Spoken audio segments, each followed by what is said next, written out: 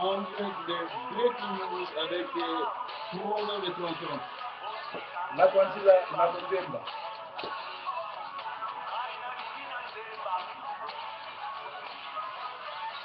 Nous sommes bien branchés sur votre chaîne de télévision sur Internet, Sophie TV émetteur en direct de Toronto. Mais l'émission est bien tournée en direct de UK, Manchester, Mongalem avec le programme de 30.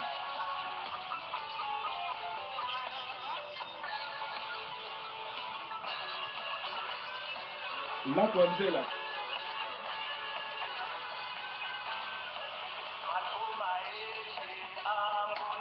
La Kwanzela azoyemba ba héros ya Afrique.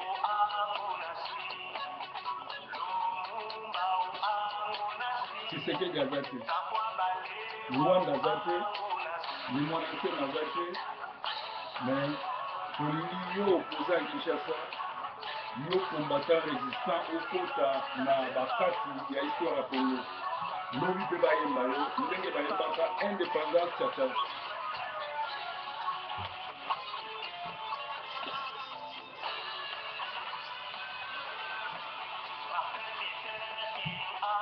Martin Luther King est arrivé par noir esclavagisme esclave. Chaka Zulu na Afrique du Sud. Bato bakosala soni na xenophobia babomi bandeko na bango banoir. Botikala kwa nzela yemba bahero.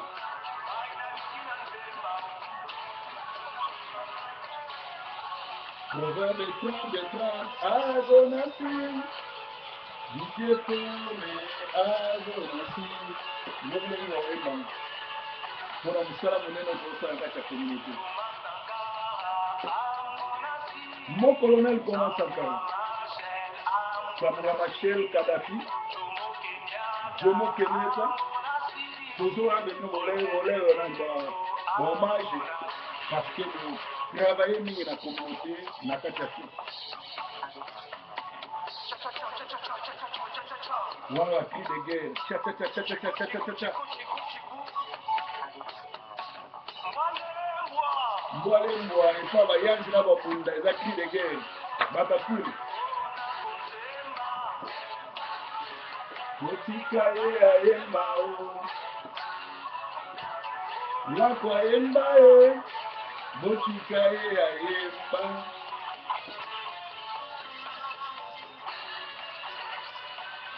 Breaking news, nabanda kuna bino kuna basango ya Congo. Aujourd'hui, notre topic, c'est la lettre ouverte aux professeurs de l'Université de Kinshasa. Awa akoti na niveau spirituel azolobe l'enlèvement ndenge Yesu aza kovivre wa 1000 ans na basantu oyo akokende na enlèvement. Est-ce que yo kozwa part na basantu wana? Mbolembwa mbwambwa nkanye obanko Proverbe 31. Nana yembe Congo, nakokufa na Congo, toyembe Congo, toyembe linde Congo, toyembe linde Congo, plus de 20 millions de morts. Merci la Kwanzila, merci. Toza na tina banzembo aboye na kati ya communauté na banzemba na biso bayembi na biso banzembo oyo ezozongisa biso na kati ya bokoko na biso na kati ya bozalisi na biso na kati ya koluka koyembela mboka na biso. Tozobanda na ba local news botunaki nga mikolo pasta ozolobela kaka makambo ya mboka local news ndenge ozolobela te na ngonga oyo na le seul pasteur oyo na ngonga oyo nazobondela na bapasteur ya Kinshasa na bapasteur ya Poto na te ya bansango malamu babundela mboka nani andimaki ke ba Albert Nkenza basonika futa batata oyo bateya biso sango malamu lelo bakoma bakolabo nga mwana na bango nakomi koteya bango so batika kosalaki kolabo mpe ba oyo bazalaka nanga bamonaka bachak tozalaka na bango ndenge bazolelaka nazodétruire bango bandimaki te mais sengeli boyebake Moïse mpo akende kolibere peuple azalaki instruit éduqué na ndako ya Pharaon. C'est-à-dire biso baproverbe toza bamoïse ya siko baliberateur nzambe atinda biso tovanda na bato wana tolia na bango bakolisa biso ezalaki toyeba mayele na bango mpo todélivre bango. Nzambe akoki jamais kotinda motu oyo ovanda na Pharaon te mpo kende olonga Pharaon. Donc soki tolekaki na bekole ya bakankenza ya basonika futa eza toyeba bango mpo todétruire misala na bango toteya bango sango malamu bayamba Yesu. E na ngonga oyo eza na 3 pasteurs na Londres tala mosala nazosala bazwi bambongo bato ke basalaka ba-assignment ti lelo bazongiseli bato ba-assignment te bazoboka mpe kozongisa mbongo. Sikoyo devoir nange ekomi nazobeki bango kobondela bango avant nabimisa ngo na presse. Pasteur oza mosali na nzambe ozwaki mbongo moto zongisa yo mondimi kofinga pasteur tata pasteur asalaki mabe ya escroquer asali boye likambo ekomi epa na ngai naza nzambe te me nazali moto oyo nzambe atie mpona kozongisa bato na nzela. Bapaster wana bayebi bato ebele mpe masolo na bango eyepa na nga toregle yango na se esila, c'est-à-dire naza motu oyo azozongisa bato na nzela par rapport ya Ephésiens 5:11 kende na ndako tanga yango. Et puis bapaster wana lelo oyo ezali tokomi mardi le 14 soki botie bambongo wana te donc mercredi le 15 na breaking news na otanga bakombo na bino comme ça bandimi oyo balandaka bino na bato na communauté bakwaka ke boza bapaster ya solo bayeba kopesa bino koyeba basango na bino. Alors nazokende komeka nano parce que bato ebele babengaki nga avant nakota na nini nakoki kopesa information ya Congo bololo te soki nakoti na contact na ye te na bon ekozala bien te nabenge live mpo tosololaki nde bongo te ayebi teke na kobenge live mais pour le moment ndenge nayebisaki bino ke bozobenganga ebele soki Congo bololo akozonga to akozonga te. Congo bololo basuspendre ye te. Congo bololo ezali na ndeko kikwata oyo boyebi ye alors akendeki kofunda ke bazofinga ye na TV et pourtant makambo yango eza ya solo. Alors lere ekomi basala confrontation babengisi ye aya Marceline avanda na bainterprète bainterprété bavideo ya samedi eutaki koleka donc samedi en 8 oyo eutaki koleka samedi dernière samedi en 8 te mais samedi dernière oyo elekaki mpo bayeba soki batangaki nkombo na ye mais le monsieur ndenge amesana kokosa ndenge amesana kokima akimaki na ye azoyamba fone te. Sikoyo bato ya Ben TV bazotala donc lelo déjà toza mardi il faut bakutana parce que Marceline azali locataire na bango faut baluka badécide mpo mbongo ya Marceline ezali bayeba soki bakokontinue to bakokende te mpo basali likopa monene mpo Marceline alobaka vérité te moko oyo etikali nango ya kotanga bakombo bato bakendeki na ambassade ya kotanga bakombo bato baya bakolabo ya kotanga bakombo bato bazotala DGP bazokodistraire peuple. Donc toza na local news lobi nde nakopesa bino bainformation sur Marceline parce que nakozwa ye soki apesi nga bainformation nakoyebisa bino ce qui se passe. Alors na Angleterre oyo ezali mpona bato Angleterre loi ya sika ebimi boyebi ke chaque année bavotaka loi ya sika. Alors na année oyo na 2016 loi ya sika ebandi yo oyo bengana mobali mpo liaka mbongo ya bana yo oyo boma libala okoma makango ya paster mpo bogeraka mbongo ya bana histoire wana esili boyeba yango loi ya sika ekomi obota bana 15 obota bana 50 obota combien bakofuta bana ya suka oyo ya mike soki oza na bango 15 bakofuta 2 13 modébrie yebisa moto ya pembeni na soki oza na bana 13 oyaki kobota mpo ozwaka mbongo okongola bana baneve bana banoncle bana banani mpo oliaka obengana me mobali misusu mpe babengana basi mpo bati kogere bana bakosela basi makambo bokanga bango bandoki botikala mpo kogere bana leta akwesi akofutaka kaka ozala na bango combien akofutaka mibale na opesa exemple so oza na bana 4 moko aza na 15 ans mosusu aza na 12 ans mosusu aza na 10 ans mosusu aza na 9 ans mosusu aza na 7 ans bakofutaka mibale donc oyo ya 7 ans na oyo ya 9 ans bawana mosusu bakende kodébrie yebisa moto ya pembeni banda lelo soki obota bana ebele bakofuta mibale mosusu modébrie. Alors balobi lisusu ke en passant nautaki kozwa vie dingwe ayebisi nga lobi paster yebisa bato bazopanzanga sango ke nakufi naza kokufa te naza na bomoi naza na sante malamu nayebi ke eza baje ya bato ya mitema mabe nazali na ngai donc vie edingwe azali alors balobi na moins ya 15 ans bato ebele bakomosala bavideo telema bato otala bango baza te bakomotala sikoyo batia titre nini mpo atire bato obi atia eloko nini elamba nini mwana mwasi video nini mwana mwasi aza bolumbu mpo bato batala parce que namoni bozoba ekoli mingi na communauté yango namoni bazotia batitre oyo ezanga ntina mpo bato balanda alors balobi moins ya 15 ans pas de housing benefit l'état à partir ya 2016 bana nyonso bakimaka ndako balingaki libertinage parce que lelo oyo bana ebele bakenda social bana ebele babimisa bandako eza faute ya baparent te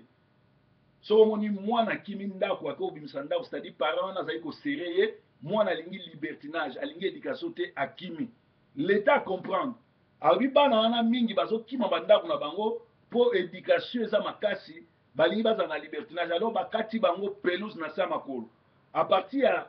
ya avril ya 2016 mwana aza na moins ya 25 ans soki oza na 25 ans bakofutelo housing te bakofutelo ndako te zonge pa baparent alors housing benefit eya te bazonga na ndako bakobanda kofutaka kaka bana mibale ya suka maintenance grande ekokoma loan c'est-à-dire so oke na université à partir ya 45 ans okomi mokolo bakofutela osusu université te kende otango fele yo moko futa alors baoyo ya mike soki ozokende na classe maintenance grande c'est-à-dire bazopesa osusu mbongo ya leta te bakomi loan badefisi yo mbongo mpo ofuta mpo baremakaki ke na bakoko bakendeki université ayebi okomata nkombo nete makei baprofite na bolamo ya bato oyo alors minimum wage ekomata na 2017 ekokoma na 9 livres par heure mais année prochaine déjà ekoma na 7 livres 50 alors donc mokili ekomi na suka mokili ebaluki eza na ado elenga ayembaka ata ndele mokili ekobaluka Angleterre ebaluki pote ebaluki pepele finish donc tozongela misala tobocreye bacompagnie ndenge biso Didier Forme tosali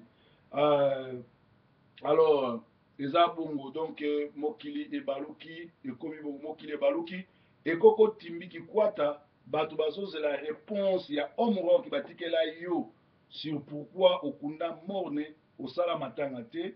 conseil soki obengisa papa to mama na yo soki akufi awa to bakolo ndeko basengi ebembe na bango zongisaka bibembe bato ebele na communauté balokami bato ebele na communauté bakopambwama te bato ebele na communauté baza na baproblème parce que obengisaki papa na mama osalaki malamu baye awa mais papa na mama baa bandeko no te papa na mama baza na bafrère na bango baa baboti na yo soki bato wana bakufi baboti na bango basere bango bafrère na bango basengi ebembe zonga Kinshasa yo sangisa bato na communauté na biso ntango moto azobela basunga na bango te en tout cas côté kokunda bibembe communauté ya bacongolais eza premier na bibembe bambongo vime ekotaka ba 15 000 ba 5 000 omona bato barekoltaka bambongo ya bibembe te bayibaka balakisaka yango nyonso tu te me ekotaka nango côté kuna congolais abimisaka mbongo mpona kokunda moninga mais soki yo papa na yo noko na yo kokolo akufi zongisa ebembe ya bato mingi batia mitu makasi kokunda bibembe awa pe la plupart ya bato oyo bakunda bibembe na bango na baboti na bango na bakousin na bango na bana na bango bazongaka lisusu na cimetière kokende otala fleur te kokende otala bibembe te kokende kotia kosala ta salongo te alo bobombaka bibembe wana mpo nani yeba yango soki moto akufi Joseph na bible azokufa alobi mikuwa na nga bozongisa ngo na Kana soki Joseph oyo azalaki un prophète un mosali na Nzambe ye nde acréé Kana acréé Israël alors azokufa azotika testament ke mikuwa na nga bozongisa eza malamu soki congolais akufi bozongisa ebembe na Congo awa aza bowumbu babando sekaka ye na se kuna na deuxième monde soki ayebi Nzambe te bakobetaka ye filme bakosola na mokili deja azokoyeba anglais te kuna sikoyo soki aza na deuxième monde ayebi Nzambe te parce que bato bayebi Nzambe bakendaka mbala moko kobatama me bato bayebi Nzambe te bakendaka na séjour de mort esika bakendaka na tourment siko soki ayebi langue te akovivre ndeni eza malamu zwande kona yo sangisa ebembe zongisa kona kin lelo bato ebele balokami bamisusu bozwi basida ya kindoki bamisusu baloki bino bamisusu banyokoli bino babloke vi na bino mpo okanga ebembe ya papa okanga ebembe ya mama okanga ebembe ya tata mwasi okanga ebembe ya mwana bato oyaka ne awa boyi kozongisa donc eza conseil na communauté bozongisaka bibembe alors tolobi bongo eza malamu mingi bakomi kozwa basida ya kindoki likolo ya kokanga bibembe awa na poto banda bokunda bango awa bozongaka kotia flair te eza mawa mingi bibembe awa soki bokundi yango bobwaki visite ezalaka su te mingi balokama bokoma mitelengano ekoti bino bokauki boluka délivrance na bapaster asolo neti biso baproverbe boye ekozala malamu mpo ezala mingi alors basango ya kongo sikoyo tozokota tolobaki edingo akufi te aza en bonne santé mpe azosenga na bacongolais batika kotambusa esango ki akufi. Alors, au cours d'un atelier organisé le 7 juillet sur l'évolution institutionnelle du secteur de l'eau en milieu urbain à Kinshasa, les représentants de la Banque mondiale, M. Amadou Moustapha Ndiaye, a appelé les génocidaires Kabila à faire preuve de volonté politique pour redresser la régie des eaux. Selon le SINATREC, syndicat de la régie des eaux, cette régie détiendrait sur l'État une créance estimée à 80 millions de dollars, représentant des factures non payées. Donc, bandeko na biso na Congo, mai bazomela lokola eza na kisite ekobumaka bango malembe malembe. Donc, botala Fonds monétaire international epesaka mbongo mpona Congo tomela mai ya malamu, mais ba Rwandais oyo baza na Congo bazwaka mbongo wana bazotinda na Rwanda na Kinshasa bapara na yo nanga bazomela mai sans kisi. Oui, conséquence nango yali mai wana soko zo melango sans kisi eza na biloko ya jaune eza na ba poison soko zo melango après 5 ans après 6 ans ekoki koboma yo. C'est-à-dire génocide ezosalama na Congo au vu et au sud de tout le monde. Yango wana na réunion uti koleka fois passé na babengi yango atelier ba directeur ya représentant ya Banque mondiale a bondelaki gouvernement oyo esengeli epesa mai ya komela oyo esengeli epesa courant oyo esengeli eyede bato azobondela bango bozwa mbongo wana oyo topesaka bino botia yango na mai bofuta bafacture parce que bato ya régie des eaux bazozwa salaire te pe PDG ya régie des eaux na staff ya régie des eaux nyonso baba rwandais, c'est-à-dire mbongo na ofida mbongo ya régie des eaux ya SNEL ekoma oke na Rwanda. Kabila doit partir parce que trop c'est trop, enough is enough. Alors ezali basango ya Kinshasa. Sango mususu yali honorable Faulu, enfant terrible ya opposition, atuni comment Kabila azokosa ke aza pacifique alors que atia Diomi Ndongala, Ngoyi, Redek Suprême, Muyambu, Kiboko et tant d'autres activistes congolais na prison ya basali le côté mais ba terroriste azo amnistier bango, ba terroriste rwandais azo amnistier bango. C'est-à-dire Kabila asakali trop, il faut akende tokotika yesote. Alors tozana topic na biso lelo ezali lettre ouverte aux professeurs de l'université parce que bomoni na système oyo ba occupant bazo travailler bazui ba politiciens bazui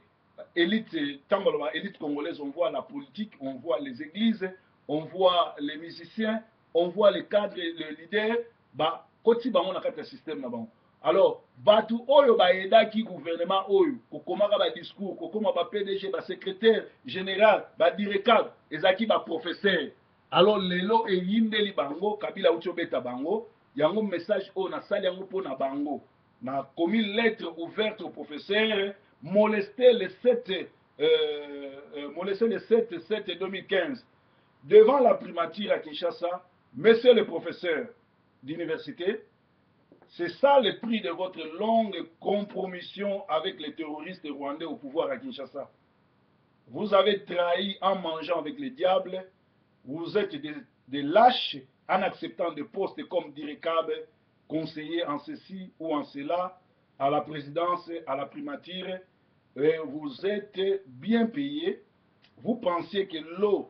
qui inondait les cales des paquebots Titanic ne vous concernait pas. Au lieu de rejoindre les combattants et la résistance, vous avez choisi de soutenir les criminels rwandais, les tyrans, ceux qui nous oppriment, le peuple, ceux qui nous maltraitent. Alors, vous aviez été collègues à Rouberois et Vital. Vous les avez connus comme étudiants étrangers chez vous quand vous étiez étudiants. Et la classe politique actuelle, vous savez qu'ils ne sont pas congolais, vous ne les avez pas enseignés, vous ne les avez pas trouvés dans vos universités. Comment acceptez-vous de travailler sous leur commandement? Voilà comment ils vous humilient maintenant. Cessez de vous bousculer en portillon de l'imposteur rwandais et à rivaliser entre vous. Prenez conscience, rejoignez-nous à la résistance pour libérer le Congo. Alors, nazosongela ngo na lingala mpona bato oyo bakomprendre te nakomi ke baprofesseur oyo ya université botanga classe mingi bozalaki collègue ya Ruberwa azalaki représentant ya baétudiant rwandais na Lubumbashi, botanga na mingi bavital kamere botanga na azalaki comme rwandais awa. Mais lelo oyo mingi pe bazali wana ko travailler botika ko mona bango na université te botanga na bango pété boyebi pe bien que baza ba congolais te. Mais comment boson ndima ko travailler na se ya bokonzi na bango kozala ba conseiller na bango directeur ya cabinet kozala ceci porte parole tout et tout ko sala bango ba discours bomoni siko ndenge ba humilier bino bino okansaki ke ndenge bazoniata la souche congolaise donc ba onyata ba citoyen c'est salité to mai oyo ezokota na kati ya Titanic parce que gouvernement ya Kabila ekomi déjà na suka ekomi loko ya Titanic bato ezozinda bino okanisaki mai wana ezokota ekotouche ka basitoyen masina basitoyen ya Kingabwa basitoyen ya mbinza pigeon to ya mbinza malweka mais lelo oyo bapiétine bino bahumilie bino. Alors na ngonga oyo biso tozosenga na bino bo rejoindre biso na kati ya diaspora na résistance na kati ya bitumba pe tofoutre bango dehors ekozala malamu parce que soki borejoindre biso te ntango tozoya tokoniatana bino parce que bino olie conscience na bino esala botrahi mboka. Donc wana ezalaki message ya proverbe mpona baétudiant na baprofesseur oyo bozotravaille na se ya barwandais. Alors ezali ndenge wana tolobaki masolo yango eza ndenge wana. Alors toboyi mpe kofunda na bino bosala baconcurrence bosimba na bakisi mpona kobunda et pourtant bozotravaille na se ya bato mosusu. Moïse mpo adétruire Pharaon nzambe atindaka ye comme spy comme espion banda bomwana na ye akende kovanda na ndako ya Pharaon ayeba kisi ya Pharaon ayeba mentalité ya Pharaon ayeba nyonso wana. Alors okoki kolibere Congo te soki au préalable otravailla na bakambi religieux te parce que na Congo problème à monene eza problème religieux bakambi wana nyonso baza bakambi oyo bateyanga sango malamu baa bakambi oyo babondela mpo na nga baza bakambi oyo bateya ngai baforma nga me baza bakambi oyo batombokeli nzambe parce que basombi soloka mpe bale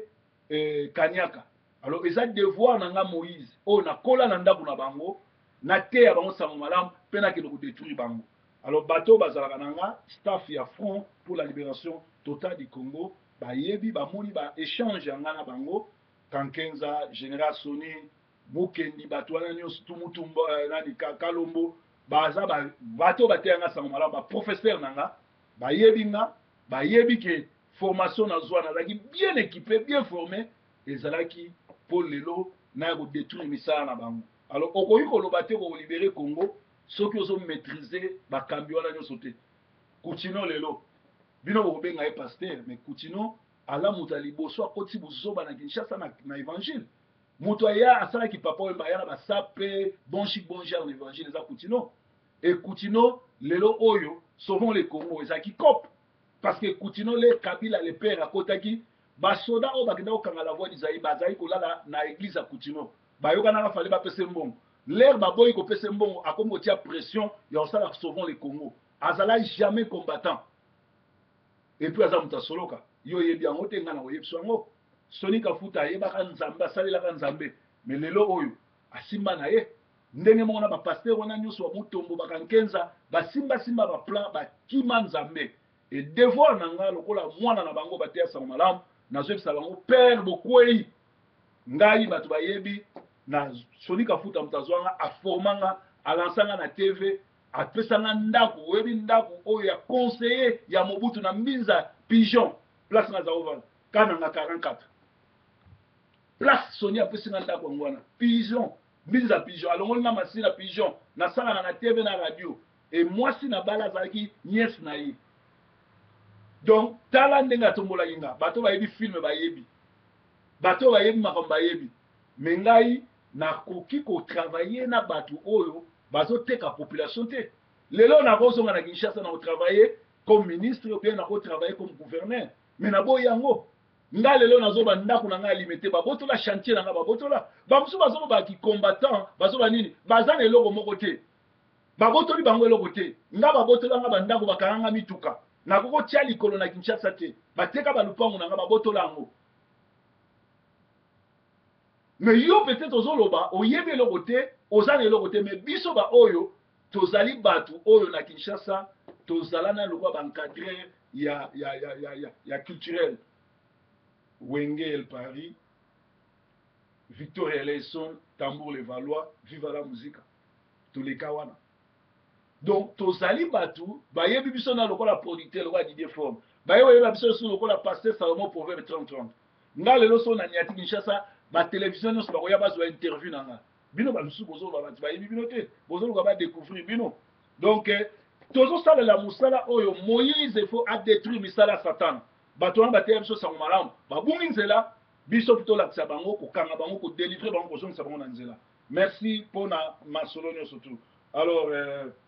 tozali lisusu na masolo mosusu ezali kotungisa bato awa ezali boye comment kozala kozwa intégrité ya bato batuna nga comment kozwa intégrité ya pétition ya Will Miseswel na YouTube na ngai obeti Didier Forme amalata kala beta breaking news ya le 10 juillet titre nango ezali opposition en deux figures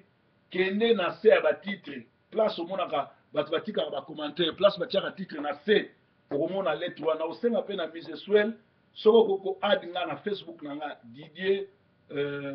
Forme Songo otindela ngai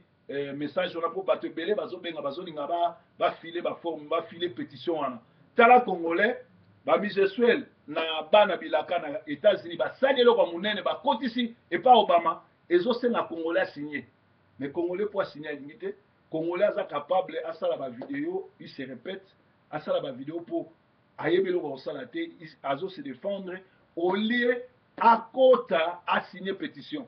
congolais na place alanda biloko oyo eza instructive azolanda biloko oyo bato baza bolumbu bato bazoteya te mpe tozokondane violence na communauté congolaise ndenge esalami na Canada tokondane yango na avec dernière énergie tokoki kotolere te bana basi bakoma na niveau ya kigangster ya ndenge wana ya kokende kobeta koviole ndeko na bino mpe kospose yango na net donc eza mamami yango nalobaki bato ebele bazoutilize basocial network mabe baza na message te moto azozela bango te baza mpe forme te baya na eloko te tala ngai nazoya na richesse nazoya na richesse nazoya na bainformation nazoya awa te mpona korendre compte ou bien koya kosilisana na bato ou bien koya kosandisa bato non nazoya koinforme bato parce que naza forme merci mingi donc soki okoti kuna okokuta yango ekozala malamu alors balobi comment breaking news ekomi moto moko akomeli na proverbe ndenge ni breaking news ekomi kimanki kaka breaking news evandisi masolo eza nini secret na yo eza nini atuni osali nini mpo mosusu atuni nga nasala nini mpo banzembo na nga ebetaka ndenge ya banzembo ya lakwa nzila alors nakoyebisa ndeko mpo na mosala oyo ekoma boye premièrement na bandi breaking news te na idéologie moko boye nalamuki kaka mpo bato bayokanga non nayoki mokeli na likolo na nse apesanga vision oyo atindiki nga mpe nasali yango e natambolaka na kobanga nzambe naza epa na nga nazwaka mwasi ya bato te nalingaka mwasi ya bato te narespectaka mwana moke na mokolo meme na quartier meme wapi naza malamu bien ke na remarke bandoki bato ya milimo mabe so bakutani na nga lokola onction eza makasi bakoko kosupporte nga te peu importe. Donc oza libre so moninga okima, oza libre so moninga oleka na yo, oza libre so moninga oboya kopesa mbote parce que I don't care about you. So oponi lifelo ngate mna obimso kuna. Ngana ko bakisa koni ozika mbangu ozika bien. Donc secret na nga yango wana. Alors Didier faut movandi si masolo, secret za nini kotambola na kobanga nzambe, respect ya basi ya batu, kokota ki mariote, kovanda na ndako na yo moko koyeba kofuta ndako na koyeba kosolo bakiti yango ezopesa nga bien pe jeune prière parce que mutu na bino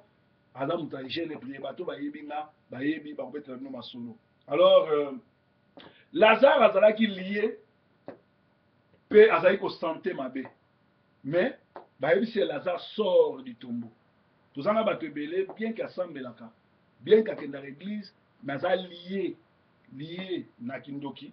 lié na kinchor, lié na kindumba, lié na lokuta, lié na bilobaloba, lié na orgueil, lié na misala mabe. Alors ezosenga bozala délivrer. Okoki kozala osambela, okoki kozala okendaka église, mais il faut oleka pas un loin de Dieu pour akata balien ndenge Lazare leka bimaki Yesu ayebisi ye deliele bozosenga ba delie bino. Alors na ndako moko oza na balien ya kincho ya kindumba ya kokosa ya kofinga ya lokuta na ndako moko mwana azolela mama nga na kobenga kaka kobenga na papa Mario na kobengela ye social tombila tokoma kowelela kiti ya papa atika remote control na bayaour na nga kaka kowelela meni papa Mario asundula bana na Kinshasa bana ne bakoma ba champion kolia banyao mama papa Mario kwa kende aza lokuta aza mutema mabe neti kaka elongi na ye kuba bebe afuti akufi bebe kuta akufi awa tosali ata matanga te naliputa mama leki oyo amemaka na poto atindeli nga natonga elamba na nga mpona ete papa Mario azwi yango asaleli yango chemise mpo aleka na tv azangaki elamba kolata papa Mario fo akende kaka breaking news moko ateyami